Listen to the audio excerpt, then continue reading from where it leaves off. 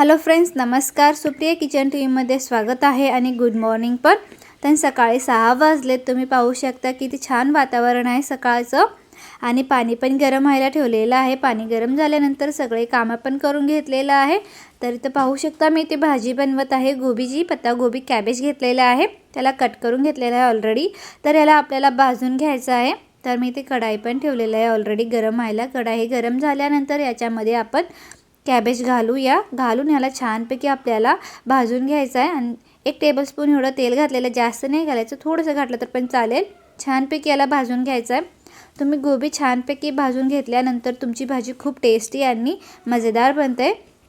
आणि तोपर्यंत मी इथे टोमॅटो आणि कांदा पण कट करून घेतलेला आहे. तर आपली गोबी छानपैकी इथं परतलेला आहे पत्तागोबी.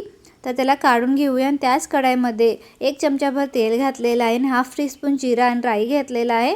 आणि जे आपण टोमॅटो कांदा कट करून घेतलेलं होतं ते पण ह्याच्यामध्ये घालून या आणि छानपैकी याला शिजवून घ्यायचं आहे. टोमॅटो कांद्याला ह्याचा कलर चेंज व्हायला पाहिजे तसं आपल्याला छानपैकी शिजवून घ्यायचं आहे. आणि त्यानुसार तुमच्या आवडीनुसार मीठ घालूया. याच्यानंतर मी इथे 1 चमचाभर मीठ घातलेलं आहे. तुमच्या कमी जास्त घालू शकता. मीठ घातल्यामुळे टोमॅटो आणि कांदा लवकर शिजतं. आता टोमॅटो कांदा छानपैकी शिजल्यानंतर याच्यामध्ये तिखट घालूया. मी 2 छोटे चमचेभर एवढं तिखट घातलेलं आहे. हे सगळ्यांच्या घरात असतेच नॉर्मल. तुम्ही पाहिजे असेल तर इथं लाल मिरचीचं पावडर पण घालू शकता, लाल तिखट.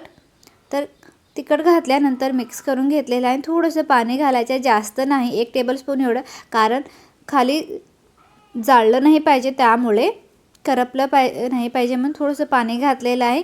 आणि हे पण छानपैकी शिजून घेतल्यानंतर याच्यामध्ये आपण गोबी पण घालून घेऊया. खूप साधारण दररोजच्या खाण्यामध्ये तुम्ही इथे जेवणामध्ये बनवू शकता गोबीची अशी भाजी. खूप सिंपल पण आहे, जास्त काही मेहनत वगैरे लागत पण नाही.